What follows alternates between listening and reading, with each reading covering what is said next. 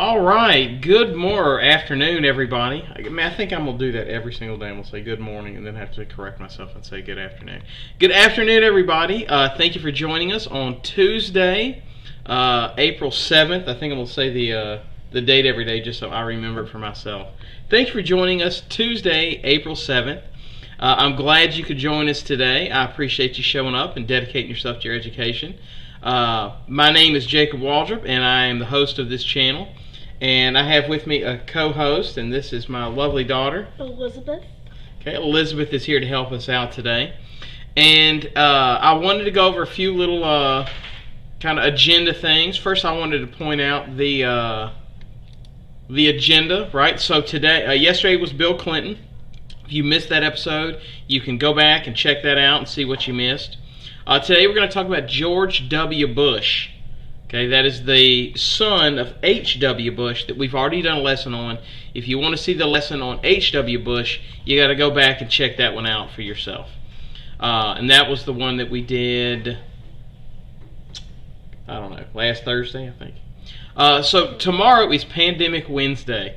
So we're going to tackle a pandemic in time. I think I'm looking at the flu of 1918, that era.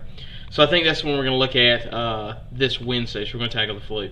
Thursday, 9/11, and then Friday is Culture Day, which brings me up to my next thing, and that is send me your baby pictures. Some of y'all have already done that, and I appreciate it. I put the assignment on Google Classroom. I asked you to attach it in Google Classroom, but that has been a disaster. A lot of y'all has tried to send it in or copy stuff in, and it's just not working. So I said, just make it easy, send it to my email. That should knock it out. I haven't had a single issue with that one. I think I've got about 9 people's baby pictures so far. So send that to my email. Alright, so today we're doing Nearpod. Let me put the code in for you. It is UWBZF on Nearpod.com. Okay, and that is your code for today. Okay. And today, again, we are talking about George W. Bush. Now, it's not H.W. Bush, George W. Bush. Okay? Why just W? Huh? Why just the W? Well, because that's how most people refer to him as. In fact, when he was president, there was all these stickers on the back of people's cars that just had a giant W, and it would say W, the president. So, anyways, before we get going, there has been a kind of thing I've been playing around with the idea of, and that is moving the show to 11 o'clock. Some of y'all have to leave and go to science. So if that is the case, what I'm trying to do is make sure it doesn't affect the people that are loyal viewers and showing up and dedicating to education. So what I'm basically asking is if everybody would hop on and vote. Also, you can vote in Google Classroom. I put it in there too. I gave a couple more options too. But basically vote and tell me whether you want me to move it up to 11 o'clock or keep it at noon. Which one works better for y'all? So it really doesn't matter to me. I could do it at midnight. It wouldn't matter to me. But I'm trying to figure out what accommodates everybody the best. What works the best for y'all. So let me know. Oh, let's see who. Let's go ahead and give our shout outs today. So welcome to Raleigh. Thank you for joining me. Welcome to Well. Thank you for coming, Quinn, Bushra, Jayla, and Davius. And Mr. Raby, I'm still waiting for that theme song.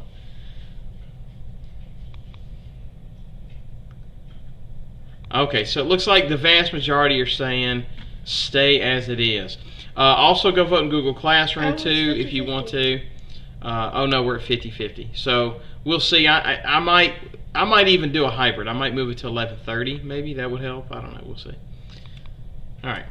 So let's get going with today's lesson. And so when we talk about Bush, in a way, it's kind of like was it Candide? I think is the story I'm thinking of, where he just kind of comes along and like, I don't want to say he's an absent-minded observer, but it's just like a lot of good and bad stuff happen, and I don't know how much of it is he causes it or just kind of happens around him, right? Like, he's almost like a hapless observer in his own life, and you're going to kind of see that play out. He's kind of like one of those guys that good things just keep falling in his lap, and then eventually bad things just fall in his lap. So we're going to kind of explore that. So George Walker Bush, George W. Bush, is born July 6th, 1946 in New Haven, Connecticut. He's born while his parents are at Yale, or his dad's at Yale. He was raised in Midland and in Houston, Texas, and has 4 siblings, including the future governor, Jeb Bush. So Jeb Bush, the governor of Florida, that would be his brother. So his grandfather was also a senator. So he's got a grandfather as a senator. His dad was president. His other brother was a governor, and he would end up being a governor and then a president. So heavily politically connected family. And of course, we already went over his dad, George W. Bush. So how do you think having this well-connected, super political family, how do you think that affected him? His grandfather's a senator, his dad's a president, his brother's going to end up being a governor, he's going to end up being, how do you think that impacted him? He could pull some strings. His Could pull some strings. His family could definitely pull some strings, that's for sure. Mm-hmm. Now let me tell you this. As much as I can imagine, I have no taste of this. My dad was not politically well connected. My grandfather was not. I had no grandparents who were politically well connected. They could pull no strings. If I got a speeding ticket, it's then I got a ticket. And unfortunately, Elizabeth, you were in the same boat. Your dad has no political connections, so there's not much he can do. Hey, kiddo, it's fine. Well, and I'm glad Mr. Raby points that out too. Yeah, there's also a weight that comes with that too. It's kind of like imagine playing basketball and being Michael Jordan's son or LeBron James's son. Imagine the shoes you have to fill. I mean, that's extraordinary to have a dad who's a president. So yeah, his dad's gonna push him. Yeah, that's for sure. His dad is definitely constantly pushing his kids. Yeah, heavy pressure to meet standards. That's another one too that Noah points out. He will definitely understand the inner machinations of politics. Jail also points out he can probably get out of a lot of things, and he does. He gets out a lot of stuff, which we're going to talk about later on. So he gets caught.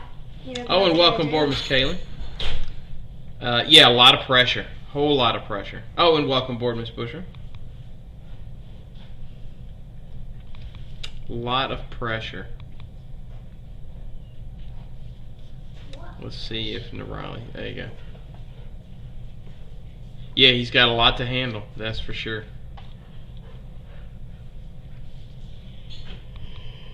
All right. Let's see. Okay, so as his childhood, he would grow up in the best private schools. He would eventually follow his father's footsteps and go to Yale. This is him as the head cheerleader. He had a 77 average and couldn't get into Texas Law School. So he gets his undergrad at Yale, doesn't have the grades to get into Texas Law School. So his dad would pull some strings and he would get to go to Harvard, where he'd get his master's in business. Didn't you say his dad worked at Harvard? I think he was on the board of trustees or something like that. Ooh. Now, during this time, Bush began to have major drinking problems, and he would even get into some legal trouble. He would end up marrying Laura Bush and have 2 twin daughters, and he would often respond that his wife, Laura, was a very calming influence on him. That kind of calmed him down and got him out of his struggles with alcohol. So I removed the names on this, but one of the things I wanted y'all to kind of share with us, if you would, is have you ever experienced somebody who had a substance abuse problem and then they overcame it? Okay? What was the impact you saw on having them overcome that? I don't think you've ever experienced that, Elizabeth. It could be a parent, grandparent, aunt, uncle, somebody like that. You don't have to name names, but somebody maybe they got into drugs, something like that, And they overcame it, and did it have an impact on you? One of my friends from like another school, I think.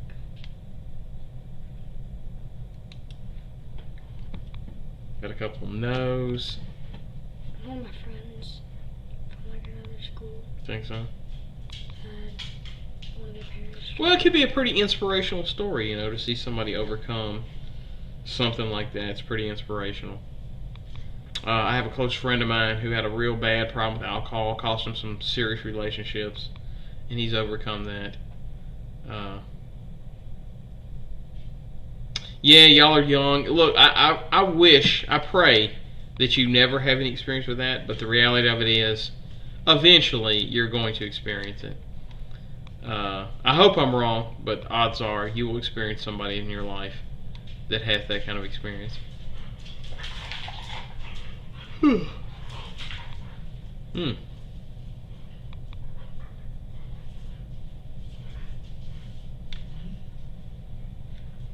All right, I guess we'll move on. Now, in May of '68, Bush would be commissioned to the Texas Air Force National Guard. Now, this is right in the middle of Vietnam, right? So, many would speculate he was given a very favorable treatment due to his connections. Despite being in the military, he would never be deployed to Vietnam, which is bonkers.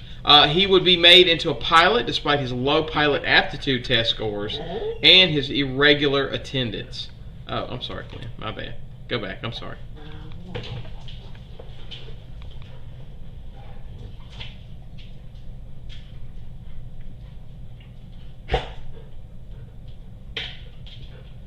Oh, that's good.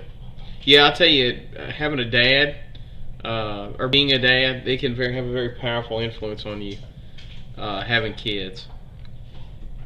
Can you put the dogs outside?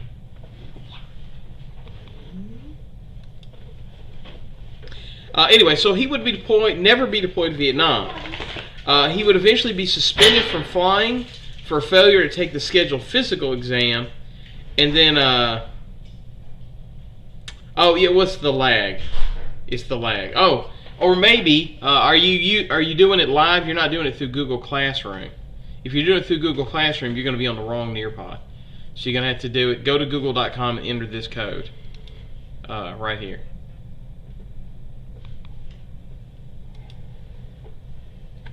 Or if you're behind, it might be due to lag. Anyway, Bush is suspended from flying due to failure to take a physical exam and is honorably discharged from the Air Force in November of 1974. So, do you think his ability to avoid combat with him would impact him when he ran for office? How do you think that would impact him?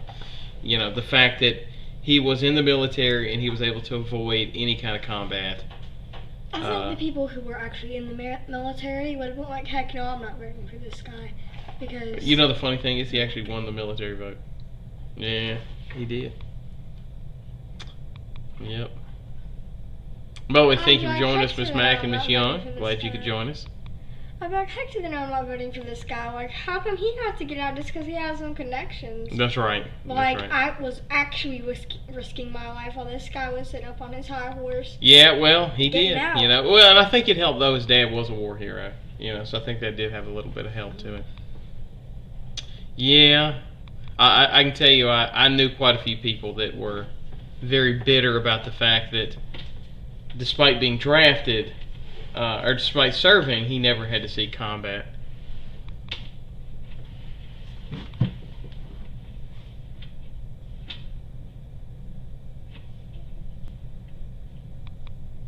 Them dogs. Yeah, put them in a bad light. Yeah, a lot of people saw that. But everybody's there. So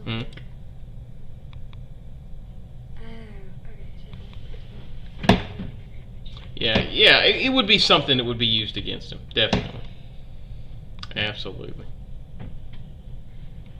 You can never open this drawer ever again, you know that, right? It's a good place to hide things.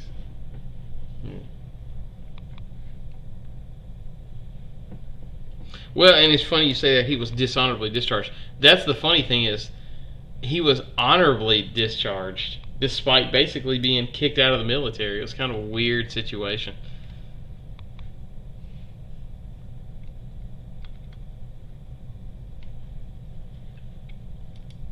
Yeah. That's right.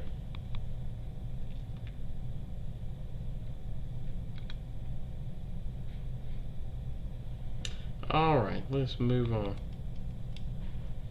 Okay, so with his military career behind him, that didn't work out. He decides to go into business. So his dad helps him and purchases him an energy business called R. Bush Doe. Okay, that energy would eventually be renamed to Bush Exploration. However, the company would merge with Spectrum 7 and then eventually fold and be bought out by HNK. So he's handed a business. It goes belly up. It's oil in the middle of the oil boom, and yet somehow it still goes belly up. So part of the buyout is he's made to be on the board of HNK. However, he's going to get into some serious legal trouble for insider trading. They decide it's not quite to the bar they need to send him to jail. So he gets out of doing jail time, but he has to give up on running the oil business. So didn't work out in the military, hasn't worked out in oil, right?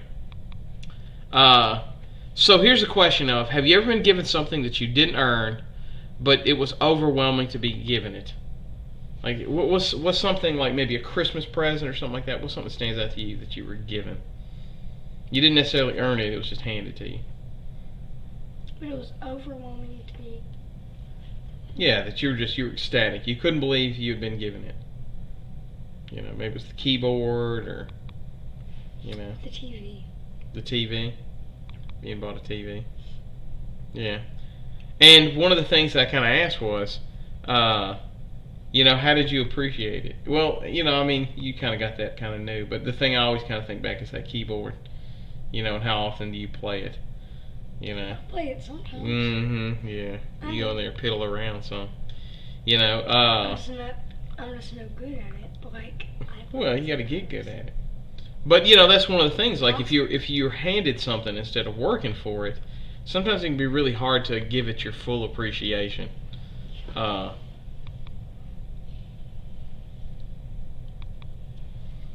I was curious at your Xbox.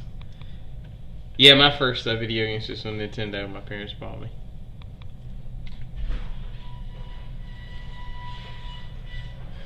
By the way, Mr. Raby, if you want my gamer tag, it's Acavia, and I'll leave that in the show notes. Well, here, I'll type it right here.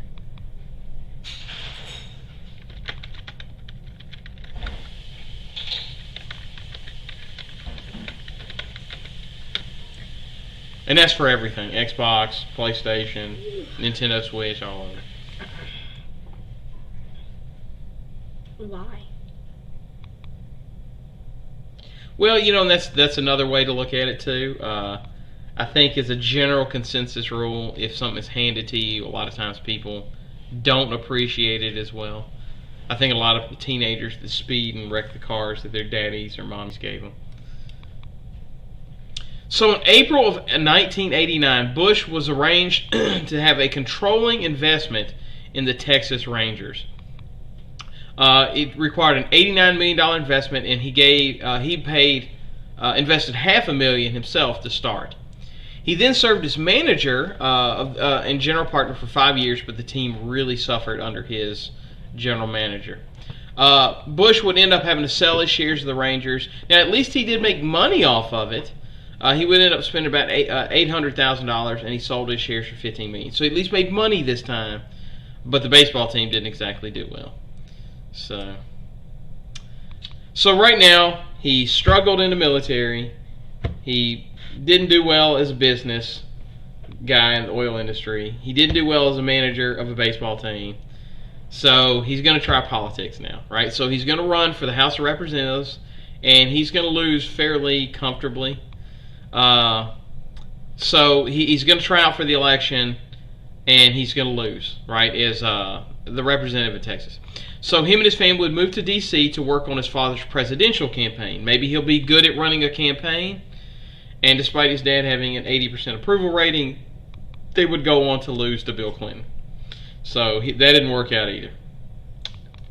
5 things didn't work out for him. So, 5 things back to back to back. why do you think it is he was struggling so much, right? He struggled in college, struggled in military, struggled in business, He's stupid. struggled well, that's not always fair. Struggled running a sports team. He struggled running for office. He struggled running as a campaign aide. Handed to him, and so he didn't have to work for anything. Yeah, the thing I often think about it in history that I kind of compare it to is, and I know this is weird, but Genghis Khan. You know, Genghis Khan was this like great military mind. He slept in the tents with his troops. I mean, he was kind of born in that fire, right? Like Bush's dad did, right? You know, he's born in that fire. He fought in World War II. He was a military guy. He was a fighter pilot and a hero. And a lot of times you'll see that, like, you know, the same thing that made them hard, when they have everything, it makes their kids soft. You know, you see this all the time. Rappers constantly joke about it, how they'll grow up in the streets and they're tough and they're street smart and stuff like that. You know, think about it like, and I don't even know if he has kids, but like Snoop Dogg's kids or Dr. Dre's kids. You know, Dr. Dre, Captain NWA, you know, this hardcore, hard-edged rapper. But his kids grow up in like Malibu. You know, they've never seen any kind of street violence. They go to the best private schools. You know, LeBron James jokes about that with his kid. You know, he grew up in a really poor area of Akron, Ohio. His kids have the best trainers on the planet. They go to the best schools on earth. You know, so he kind of talks a lot about like his fear that it's going to make his kids soft. Yeah, that's one thing. It is easy to get over if you don't have to work for it. Bad luck. He's bad at them because he didn't know how to work. Yeah, okay, and so I like what Quinn said too. I want to point that out. The struggling that gives you experience. You know, it's kind of like the mother of invention is necessity. Necessity is the mother of invention. You know, certain personal advantage for other people's anything. Yeah, so much pressure levels your dad. But it really does help you to have overcome difficulties in your life rather than just having stuff handed to you. So I think that plays a major part in it. Let's see if you drop that. Alright, so in 94 he would get his first final victory. Finally he gets a win. And he's going to win the governor election of Texas. Now, part of this is he just kind of got lucky. There was a story called the Atlantic Monthly that ran a story claiming his opponent, Ann Richards, was a lesbian. And of course, this is not in the era of acceptance. So the idea of her being a lesbian is a huge scandal, and it helps him win the election. Now, during his 2 terms, he would cut taxes by almost $2 billion and even increase pay for teachers, resulting in improved education scores. He would also pass a law that power companies had to use more renewable energy, making, at the time, Texas the world leader in wind power. You can see this as a wind farm out in Texas. So do you think his election was deserved, or was he just lucky? What do you think? Just lucky. You think he's just lucky? Again, something I hated. Well, I mean, let me say this. It does seem like as governor of Texas, he did a pretty good job, right? He was good on the environment. He was good on energy. He helped teachers, improved education. He did a lot of good stuff, cut taxes while he did it. He actually added regulation. So, you know, he wouldn't have been able to do any of that if it wasn't for a rumor that had been started. That's true. Like, he would have lost if that rumor wasn't started. And That's it wasn't true. even true. Well, I don't know. You know, it's definitely not an era in which you could be an openly gay person to run for office. Remember, this is right around that era where Harvey Milk was assassinated. Not quite that early, but you know what I mean? Like, it was in that ilk of, you know, that we in my lifetime, the public opinion of the LGBT community has almost flip-flopped, where it used to be, you know, I was the only person I knew many a times in a social gathering that supported gay rights. Like, I didn't know anybody else. You know, like I was kind of on an island by myself. And now in the country, it's kind of flip-flopped, where it's like if you're against gay rights, you're kind of the one on the island.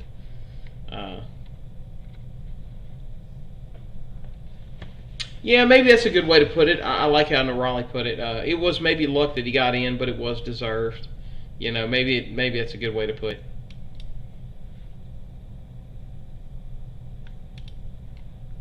Okay, so with Clinton finishing his second term, both parties are looking for new leadership. The first major test he's going to have to do is win the primary. And to do that, he's going to have to beat out John McCain. That's the same guy that would end up losing to Barack Obama. And this guy was a war hero. So that was a huge uphill battle.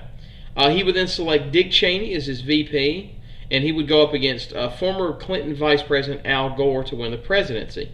Now, this is going to be a very controversial election because the first time in history, he's going to win the presidency without winning the popular vote. Okay, he gets more electoral votes. Even worse, there's a lot of hanky-panky going on with the counting of the votes in Florida. Well, his brother is the governor of Florida. So that comes into question of whether or not the state was even counting the votes accurately. At one point in time, they called it for Al Gore. Then they turned around and called it for George Bush. I mean, it was an absolute disaster. But here was Bush's campaign ad. I believe we need to encourage personal responsibility so people are accountable for their actions. And I believe in government that is responsible to the people. There's a big difference in philosophy between my opponent and me. You trust government? I trust you. I trust you to invest some of your own Social Security money for higher returns. I trust local people to run their own schools. I trust you with some of the budget surplus. We should help people live their lives, but not run them. I'm asking for your vote. I don't know what that last part was. Okay, and here's Al Gore talking about why he thinks he lost the election. Hello. Hi. I want to move a little bit across to politics here, and Trump came up before. Yeah. Where were you on election night?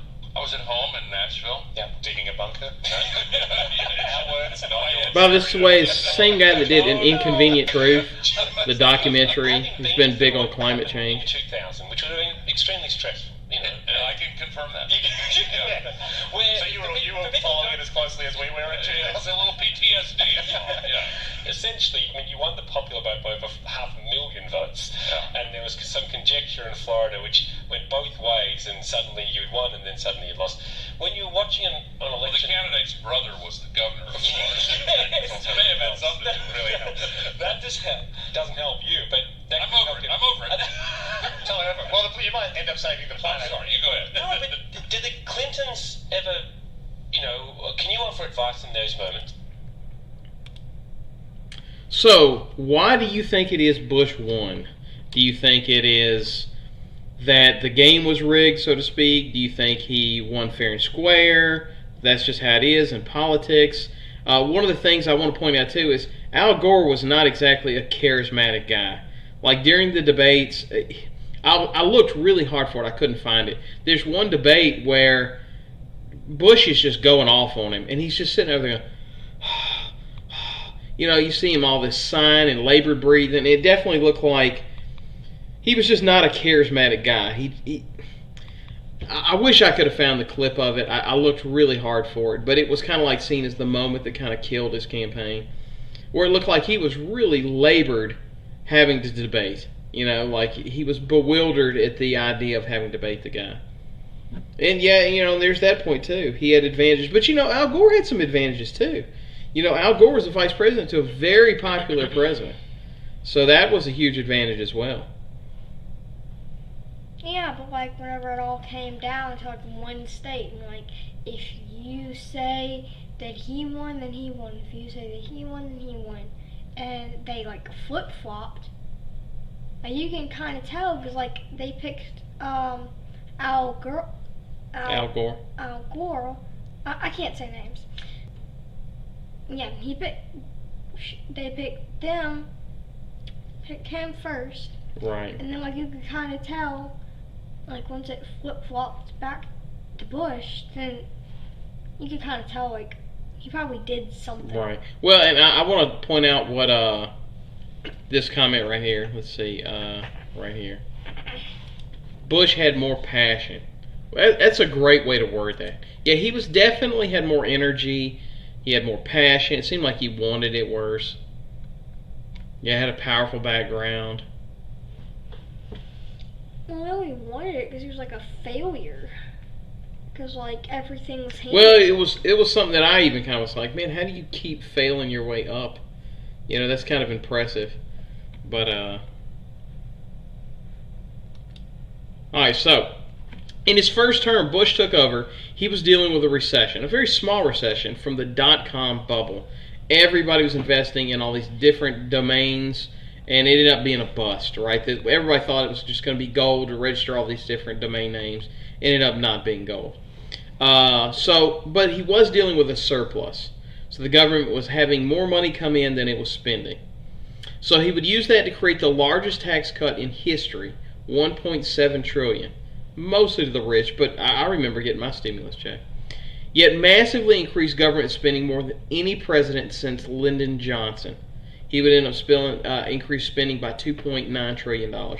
And to kind of get that perspective, it would be kind of like if you lost, you took a giant pay cut at work. Let's say you're making $10 an hour. You took a huge pay cut. Now you're making $5 an hour.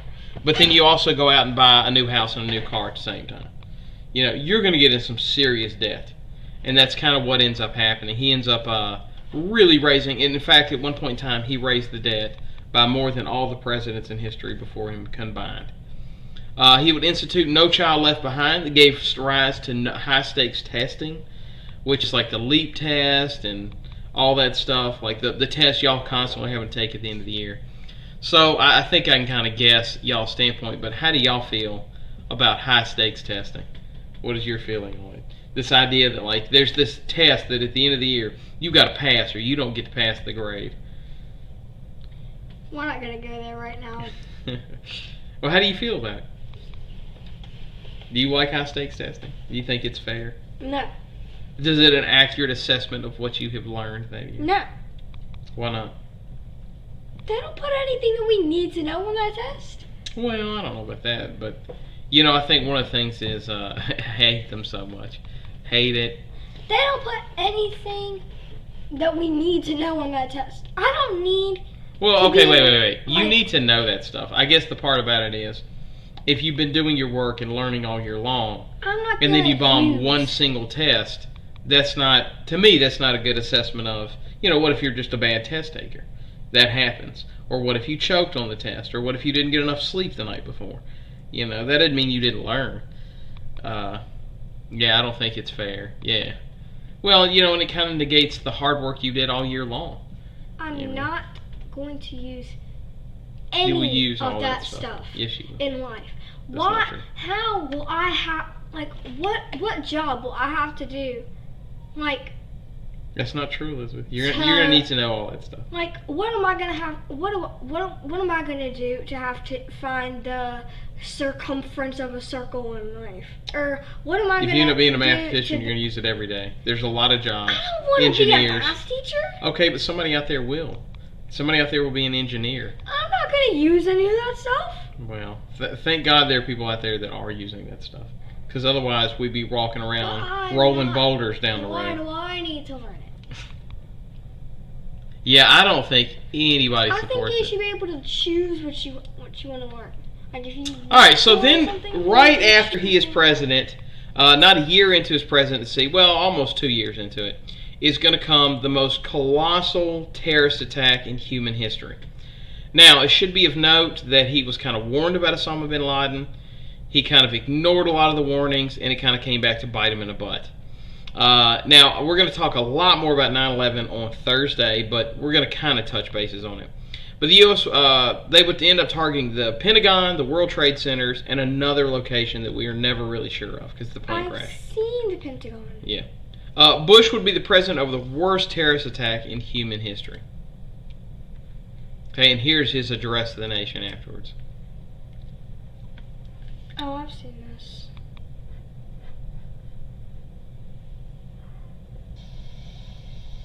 Good evening. Today, our fellow citizens, our way of life, our very freedom came under attack in a series of deliberate and deadly terrorist acts. The victims were in airplanes or in their offices.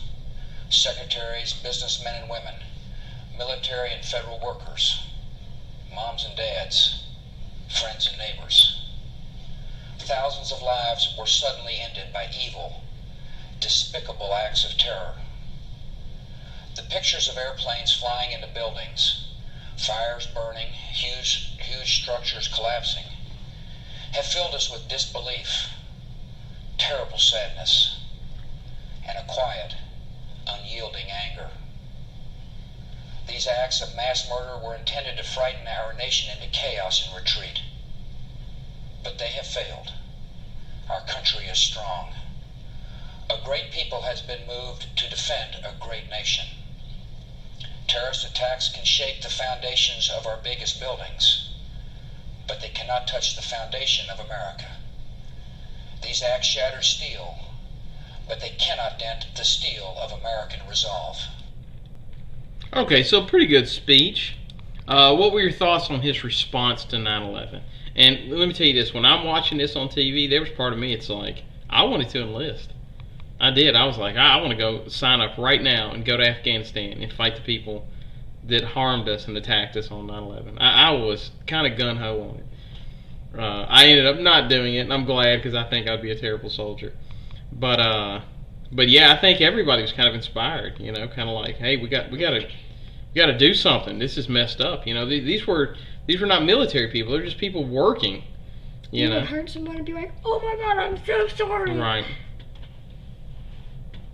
Because you wouldn't even go out and fight. You'd be like, but like, if I kill them, like, they could have a family. Well, and the funny thing is, you kept hearing a lot of people say, you know, he kept us safe. I don't know if you can say all that, but he is going to take a lot of action to try to prevent this from ever happening again, right? He definitely took this threat seriously. He sounds very calm and very resolved, and he sounds like he knows what he's talking about. Right. And he sounds like he knows what he's doing. Right. Well, and that's the big thing too. You know, the nation needed a calming presence. It needed somebody to come along and tell them, "Hey, look, everything's going to be okay. You know, we're going to survive this. Life will continue on. Business will continue on." Yeah, his speech was the strength the nation needed at the moment. That's a good way to put it. I love that right there. Outstanding. Yeah, sounds good, but he'd want action. Well, we're going to get lots of action, that's for sure. We're still at war with them, aren't we? Yeah, well, I don't know about them specifically, but we're still at war in the Middle East, that's for sure.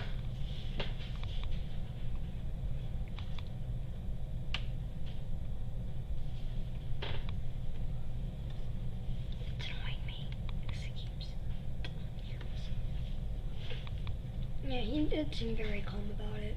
Yeah. All right. I'm sure he was probably freaking out. out. Welcome aboard, Mr. Velasco. I'm sure he was like freaking out in his mind though, like, oh my God, what am I gonna do? Right. But he's like, they just need someone to be calm about it. Now, the first thing he's going to do is pass something that's very controversial called the Patriot Act. This was passed in response to 9/11. Now, it allowed for the indefinite detention of immigrants. So today, if you're an immigrant and you get pulled over for even a speeding ticket, they can put you in a deportation center for as long as they feel comfortable doing it. There's no rhyme or reason to it. It doesn't have to be based on anything. You're not entitled to a lawyer or anything like that. It's something I'm very passionately against. It's these deportation centers. I'm 100% against that. Yeah. The ability of law enforcement to search homes or businesses without the owner's consent, and it allowed the FBI to search phone calls, emails, and financial records without a court order. It's going to be challenged countless times as unconstitutional, but it's still going on today. I'm 100% against that. But he would also create the Department of Homeland Security to coordinate the anti-terrorist agencies.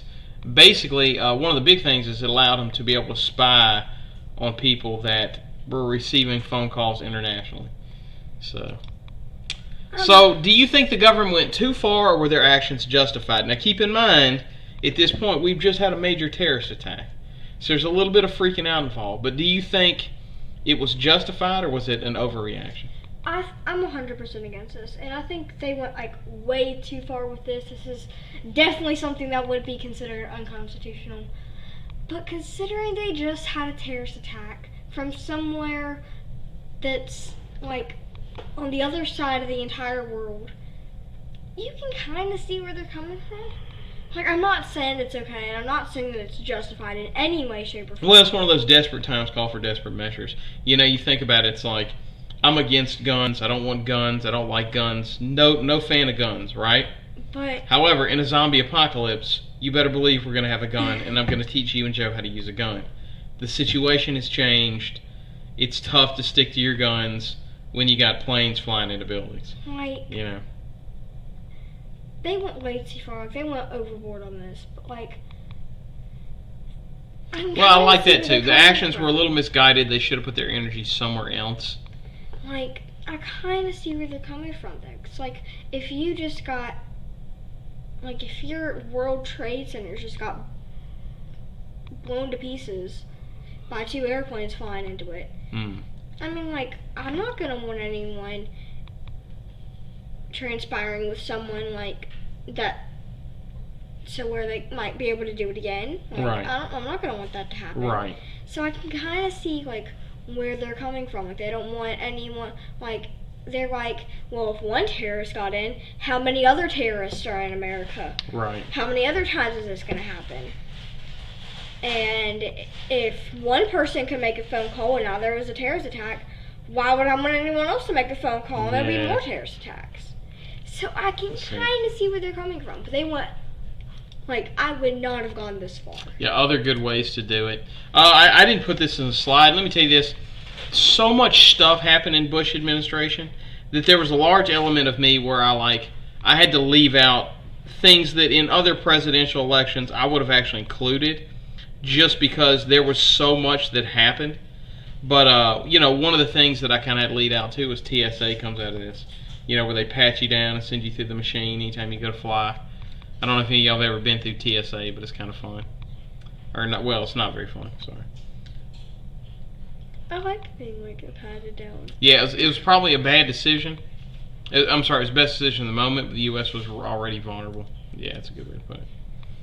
Now, following events of 9/11, Bush would declare a war on terror, and he would use this to attack Afghanistan without congressional approval. Okay, he just kind of mobilizes anyway. And even I remember thinking at the time, like, a war on terror? What is that? Like, that's a battle tactic. How do you have a war on that? That's like a war on hatred. Like, how do you do that without getting those Care Bears to shoot that little beam out of their belly? You know, you can't make people not use terrorist tactics. Like, you know, that would be like, I'm going to declare a war on sneak attacking. How? Like, it's just something people can do. But anyway, he used that to justify going to war. So, did you support him invading Afghanistan? Let me tell you, me at the time, I was ready for it. I was like, we got to go in there and get them. So, Afghanistan, this is not Iraq, this is Afghanistan. Do you support them attacking Afghanistan? Wait, wasn't Afghanistan the one that... Yes, that's where the people were that attacked us. Heck yeah. Like, they just, like, took down our World Trade Center. Right. Like, you know how many lives were just taken because they just felt like it? Right. They felt like killing someone, so they just like, you know, we're gonna take like half this city's lives. Just. Alright, looks like most of y'all are saying yes.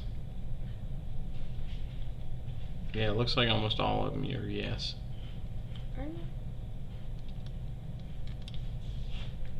Now, citing the fears of Iraq having weapons of mass destruction, which by the way they did not have, he's talking about nukes. He's talking about enriched uranium and yellow cake uranium, turns out they had no nukes. But Bush turned his focus away from Afghanistan and decided to invade Iraq. We were really close to catching bin Laden, and then all of a sudden out of nowhere it's like, hey, we're going to Iraq. And even I remember at the time, I was like, wait, what? Iraq? That's not where the terrorists are. Like, why are we going there? And it's just like, we're just going there. Because supposedly they have weapons of mass destruction. So others said he wanted to finish his dad's war. Many claimed he just wanted Iraq's oil. But anyway, for whatever reason, the U.S. would make short work of Iraq. I think in less than a month they take out the whole country. And you would see the U.S. take control of a second nation. So now we have 2 wars going on with 2 different countries for 2 different reasons. And now, one of the major reasons we're able to do this is this guy right here. This is Colin Powell. He's Secretary of Defense, and I want you to hear what he says real fast. Saddam Hussein and his regime will stop at nothing until something stops him. Powell argued Iraq is deceiving the weapons inspectors. This was a typical American show, complete with stunts and special effects. Okay, and this is him talking about it years later. Because really, that's what did it, was this guy Colin Powell going before the UN and making his case that Saddam had nuclear weapons and we had to go stop him. General Powell, writing in his new memoir about your February 5th, 2003 speech to the UN, which has now become historic, is what the former president says. Colin's presentation was exhaustive, eloquent, and persuasive. Coming against the backdrop of Saddam's defiance of the weapons inspectors, it had a profound impact on the public debate. Later, many of the assertions in Colin's speech would prove inaccurate, but at the time his words reflected the considered judgment of intelligence agencies at home and around the world. Do you wish it had been less exhaustive, eloquent, and persuasive? No, that was my job at the time, and the information that I was being given by the intelligence community hung together. And I spent 4 days and nights out at the CIA going over it and asking every way I could, are you sure of this? You have multiple sources on this. And I got those assurances. There's the same assurances that the intelligence community gave to the president, the same assurances the intelligence community gave to the Congress 4 months earlier at the request of the Congress, and the Congress passed a resolution supporting the president if he decided he had to take military action. That was months before I ever gave my UN speech. But a lot of people counted on you. I know. You changed the ball. I turned the dial, there's no question about it. And that's what the president wanted me to do and what I was supposed to do. You regret it? I regret it now because the information was wrong. Of course I do. But I will always be seen as the one who made the case before the international community. But there wasn't a word in that speech and that. Okay, so why do you think we invaded Iraq? What was your rationale? Why do you think it happened? Was it for oil? Was it to finish his daddy's war? Do you think they honestly believed they had weapons of mass destruction? What do you think it was? What do you think, Elizabeth? Wow. Well, you gotta understand, you can only make decisions based on the intelligence you're given, right? So if the CIA and FBI and all that stuff, you gotta realize, the English were also in on this too. MI6 was also giving us information that, oh yeah, they got weapons of mass destruction. So it wasn't just our intelligence Why would we community. trust the English? Well, they actually have the best intelligence gathering on the planet. So that's James Bond, MI6. Not that they're all James Bond, but they're notorious for their information gathering. Why would we trust the English? We got 2 people say they want oil. 4 people. Yeah.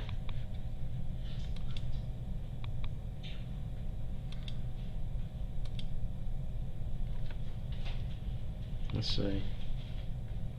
Get oil and destroy a possible Invaded because threat. we're stupid idiots.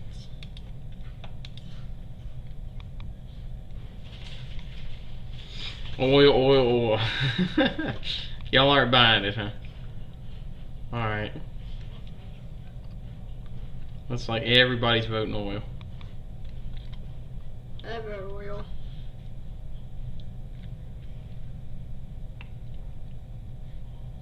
Well, it's because we're stupid idiots. Either one. Like, why don't you just finish the war that you just she said, started? I think it could be all the things she said, honestly. And usually there's probably some truth to that, right? That it's like, it's just a perfect storm of bad. You know, bad motivations, bad intelligence, bad actors. There's 2 guys, and I should have put them in the presentation, but didn't because I didn't want to make it too long. His Vice President, Dick Cheney, he ran a large oil conglomerate, so that was a bit of it. There was a guy named Donald Rumsfeld that was definitely, he never saw war he didn't like. So he had a lot of bad people around him, I think, too, giving him bad advice. Okay, so in a very controversial moment on May 1st, 2003, Bush would give his famous Mission Accomplished speech. Here in 2020, we're still fighting Iraq and Afghanistan. So he declared that we had won the war in 2003, and in 2020, we're still fighting the war. So my question is, how has the war on terror impacted you? Maybe you know somebody that's had to serve, somebody that's had to go overseas. Maybe it's a friend, family, loved one. How about you, Elizabeth? I don't really know anyone that's in this war. Really? What about Uncle Elliot? My uncle? He went twice. Yeah, he's gone to Balad. He's gone to Baghdad. Yeah. You got his hat over there. That hat has been to Iraq. How is that? Wait, it has? Yeah, that hat's been in Iraq. Yeah. Mm-hmm. That hat's seen combat. Yes. Mm-hmm. Hold on. It's right up there on the... I wore this to school. So it's also seen my school. Yeah. That hat has seen combat. Yes. At least I think it has. He may have another one, but... He does have another one. Yeah. Because he gave it to me. He's like, I have another one. Yeah. Okay. But He anyways. still wants it back. But he still wants it back. I just forgot to give it back to him. You know. What is on the front? It's like ripped and tattered. Yeah, a lot of people had to leave their family and go to war. Elliot Jones. Well, the funny thing is, it's probably impacted you all, and you didn't realize it. We spent about a little over $2 trillion a piece on these wars. I didn't know he went to You know, so that's a lot of money that could have been spent on education, could have spent on all kinds of other things. Go or something? He went to Vietnam. He didn't go to... Yeah, he went to Vietnam. Yeah, it was past him. I thought it was just in training. I didn't think he actually... Oh, Miss Wills said she's had family members go to Iraq. So have I. Yeah, I've had friends that had to go to Iraq. Or Afghanistan. Uncle Elliot. Mm-hmm. Uncle Elliot Jones.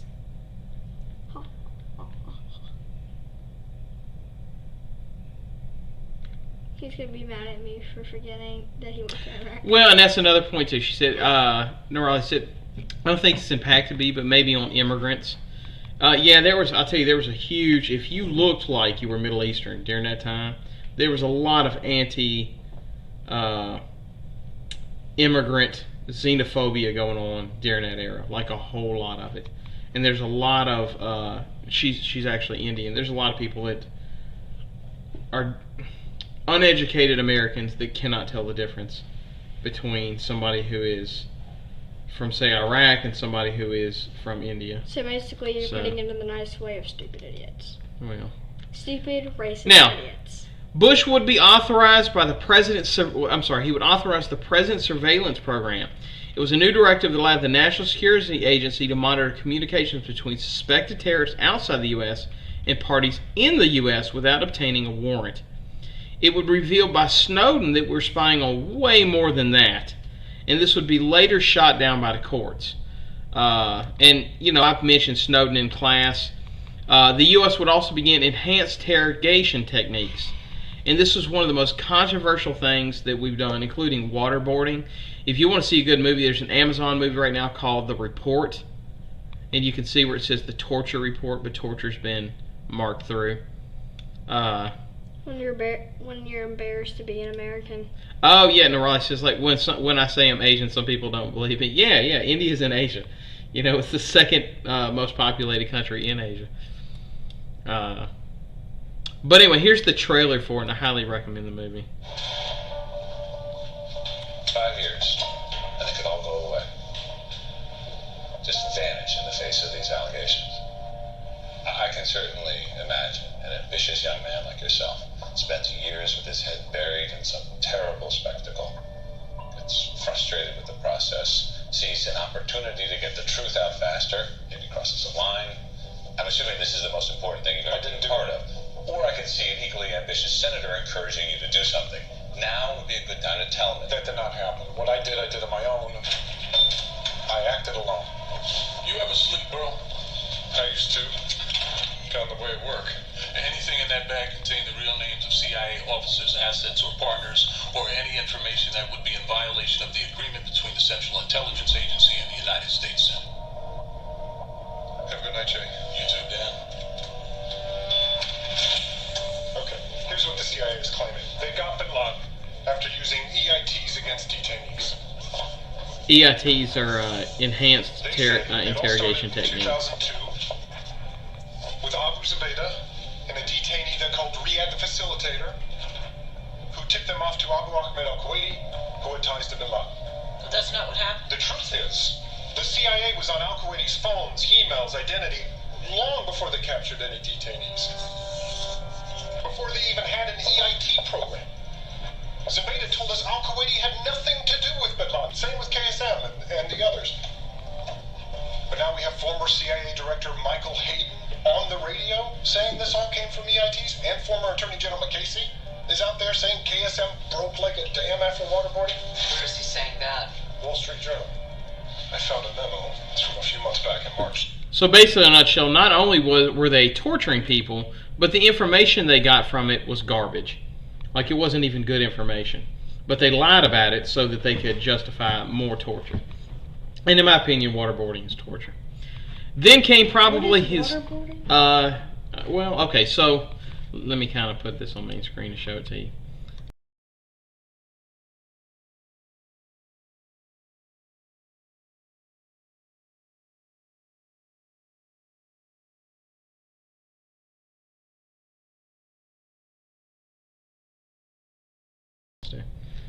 And then probably his next giant stumbling block is going to come in 2005. I probably don't have to tell y'all about this, but it was one of the worst hurricanes in history.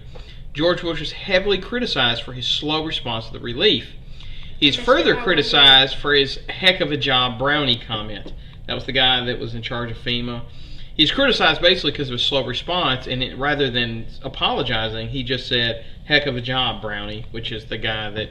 He was the guy that had been a show pony judge before he was handed FEMA. He just bought the position, basically.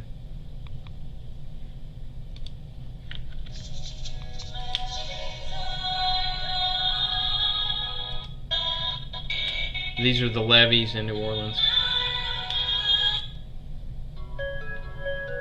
Unfortunately, to plan for the worst case scenario, We believe that the levees in Jefferson Parish, with the tidal surge that is presently forecast, will be topped. Early in the morning on August 29th, 2005, Hurricane Katrina struck the Gulf Coast of the United States. When the storm made landfall, it had a Category 3 rating. The storm itself did a great deal of damage, but its aftermath was catastrophic. Okay, and this is kind of funny, but this was kind of what I remembered of this that was hilarious. So they're at this concert, or not this concert, this show where they're trying to raise money, and it was one of the funniest things that I've ever seen on TV. This is Mike Myers. He's the voice of Shrek. He was Austin Powers and a lot of other stuff. And of course, y'all probably recognize this Kanye West. But I remember watching this and just being like, wait, what happened? With the breach of 3 levees protecting New Orleans, the landscape of the city has changed dramatically, tragically, and perhaps irreversibly. There's now over 25 feet of water where there was once city streets and thriving neighborhoods. I hate the way they portray us in the media. If you see a black family, it says they're looting. If you see a white family, it says they're looking for food. And you know it's been 5 days because most of the people are black. And even for me to complain about, I would be a hypocrite because I've tried to turn away from the TV because it's too hard to watch. I've even been shopping before even giving a donation. So now I'm calling my business manager right now to see what is the biggest amount I can give, and just to imagine if I was down there, and those are my people down there. So anybody out there that wants to do anything that we can help with the setup, the way America is set up to help the poor, the black people, the less well off as slow as possible. I mean, this is Red Cross is doing everything they can. We already realize a lot of the people that could help are at war right now, fighting another way, and they've given them permission to go down and shoot us. Hold on, it gets better. And subtle, Mike Myers like, I don't know what to say to that. More profoundly devastating is the lasting damage to the survivors' will to rebuild and remain in the area. Here's where it gets destruction crazy. Of the spirit of the people of southern Louisiana and Mississippi may end up being the most tragic loss of all. George Bush doesn't care about black people. Look at Mike Myers' face. Please call. And look at Chris Tucker's face. He's like, okay. America and people has been stepping up. Okay, so why would I show that What to you? happened? Like, yeah, I know. He just out of nowhere, it's like, yeah, Bush hates black people. Okay? So why would I show that to you? This is why I showed it to you. I want you to hear Bush. This is years later, out of office. And race continues to play such kind of an emotional, divisive part of life. I had dinner with Condi the other night, and we talked about this subject, and yeah, she just said, we just got to understand. That's Condoleezza Rice, by the way. Black folks around that are just incredibly, or more and more distrusting of law enforcement, which is a shame, because law enforcement's job is to protect everybody. Okay, and here's the quote that to this day blows my mind. Matt Lauder asks him, quote, 5 years later, I can barely write those words without feeling disgust, Lauder adds. You go on. I face a lot of criticism as president. I didn't like hearing people claim that I lied about Iraq's weapons of mass destruction or tax cuts to benefit the rich. But the suggestion that I was racist because of the response Katrina presented at an all-time low. Bush responds, yeah, I still feel that way. If you read those words, I feel them which I heard them. I felt them when I wrote them, and I felt them when I'm listening to them later. You would tell Laura that it was Laura at the time that it was the worst moment of your presidency, talking about when Kanye West. Keep in mind, Kanye West, not 9/11, not Katrina, Kanye West complaining about him was the worst moment of his presidency. I was like, wait, what? Okay, and he goes on to elaborate. Yeah, my record was strong. I felt when it came to race relations and giving people a chance, and it was a disgusting moment. And then Lauder says kind of the same thing I would have said, which is, I wonder if some people are going to hear that and read, now that you've written it, and they may have had some to hear that, and the reason is this, and he interrupts him, don't care. And he says, well, the reason you're not saying is the worst moment in your presidency was watching the misery in Louisiana. You're saying it was that someone insulted you because of it. And he responds, no, let me make it clear that the misery in Louisiana affected me deeply as well. There's a lot of tough moments in the book, and it was a disgusting moment, pure and simple. So it's one of those, like, because I remember thinking even at the time, like, wait. 9/11 wasn't your low point, okay? The Katrina disaster, that wasn't a low point. The recession wasn't your low point. No, the low point of your presidency was Kanye West complaining about you. So I was like, oh man, I can't believe that. And then probably the last thing that he would kind of have to deal with is the recession. And that was going to be caused by the housing market collapse. A lot of people were buying houses they could not afford because people were offering them homes that they were out of their price range. And so you had massive foreclosures, and it would be the worst economic disaster since the Great Depression. As he left office, unemployment was in the middle of skyrocketing up to nearly 12%. And that's going to end our presidency of George Bush. And I'm kind of curious, I kind of want you all to put these in the comments in YouTube.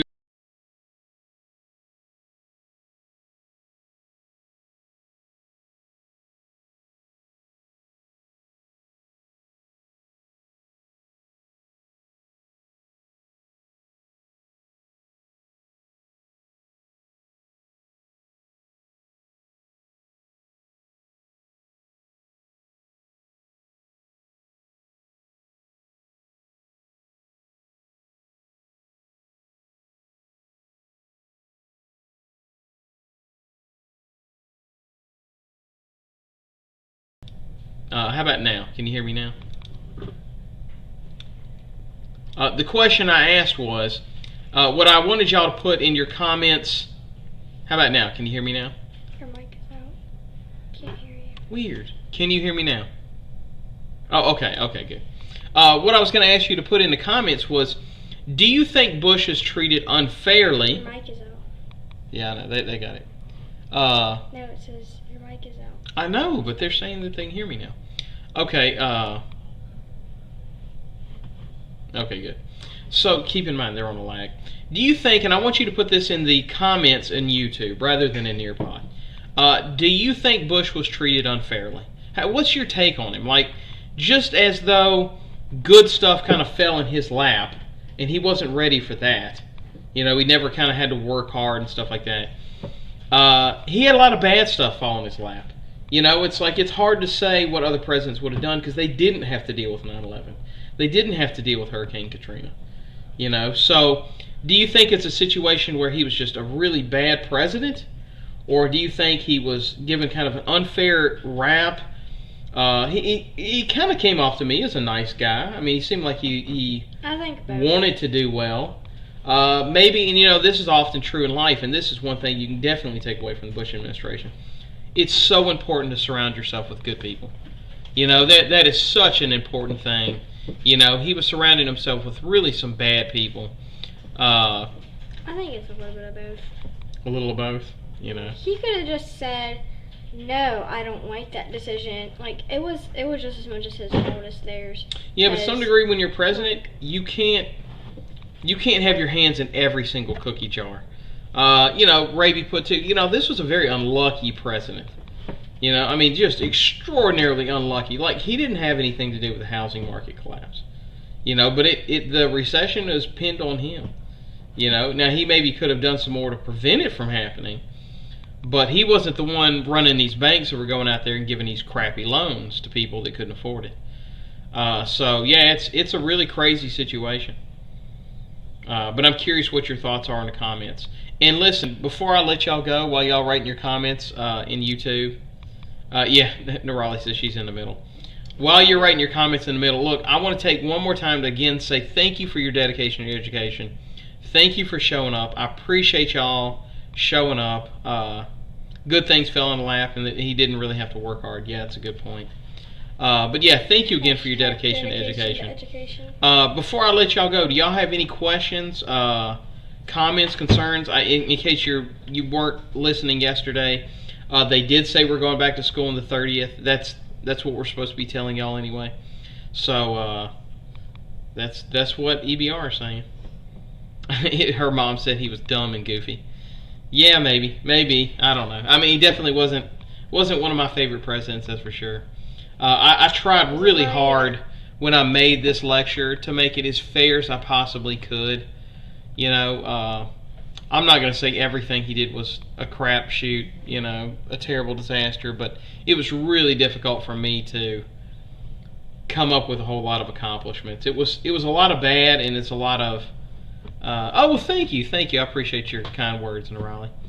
I will definitely do so. And listen, I'll tell y'all next week, I'm going to keep it up. I know it's spring break. And as always, y'all don't have to show up. I appreciate you showing up.